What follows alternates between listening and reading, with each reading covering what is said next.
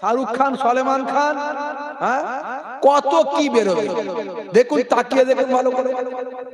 আমি বলি তুমি এই যে গান শেয়ার করছো, এই যে নায়ক গায়ক নায়িকা গায়িকা শেয়ার করছো, তুমি শেয়ার করার পরে আরো হাজার লোকের কাছে চলে যাচ্ছে।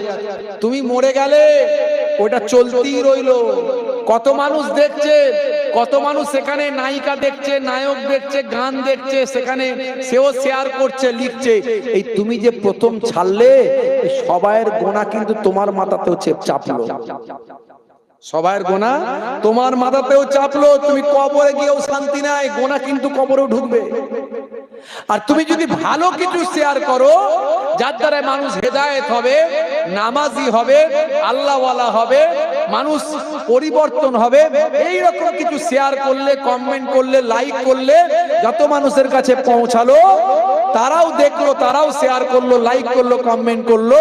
এই ভালো কিছু পেয়ে মানুষ যে উপকার পেলো, সওয়াব পেলো, নেকি পেলো, হেদায়েত হলো, ওইটা তোমার ঘাড়েতেও চাপলো, তুমিও কিছু সওয়াবের হকদার হলে। তাহলে লাইক কমেন্ট শেয়ার করার আগে দুবার চিন্তা করে করতে হবে মুসলমান।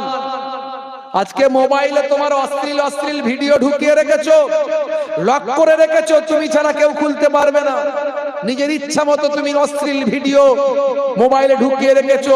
আল্লাহ না করুন, খোদা না করুন, আপনি মারা গেলেন, হে যুবক, তুমি মারা যাওয়ার পরে তোমার এই মোবাইলটা ইমাম সাহেবের হাতে যাবে, মাওলানা সাহেবের হাতে যাবে, তোমার বড় ভাইয়ের হাতে যাবে, তোমার আব্বার হাতে যাবে।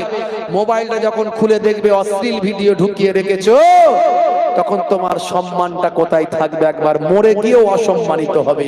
হে যুবক, আজ থেকে মোবাইলে ভালো কিছু রাখো। মোবাইলটা হলো বিশেষ ইম্পর্টেন্ট জিনিস, এসেনশিয়াল, প্রত্যেকের কাছে আছে, একজনের কাছে মনে বাদ নাই এখনকার যুগে। মোবাইলটাকে ইউটিলাইজ ঠিকভাবে করো।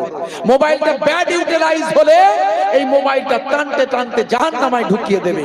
আর মোবাইলটা যদি গুড ইউটিলাইজ করো, মোবাইলটায় কোরআন মাজিদ ঢোকানো যায়, মোবাইলটায় কোরআন মাজিদ রাখা যায়, হাদিস পাক রাখা যায়, নবী পাকের জীবনী রাখা যায়, মোবাইলটায় নামাজ শিক্ষা রাখা যায়, মোবাইলটায় অনেক ভালো ভালো কথা রাখা যায়, ওয়াজ রাখা যায়, নাত রাখা যায়। এই মোবাইলটা যদি ভালোভাবে ব্যবহার করো, এই মোবাইলটা তোমাকে টানতে টানতে হেদায়েত করে, টানতে টানতে জান্নাতের দরজায় ঢুকিয়ে দেবে। বুঝতে পারছেন? হে তরুণ যুবকেরা, হে আমার বন্ধুরা, শুনে রেখে দিন বাবা, জেনে রেখে দেন হে মুসলমান, কাল কিয়ামতের দিনে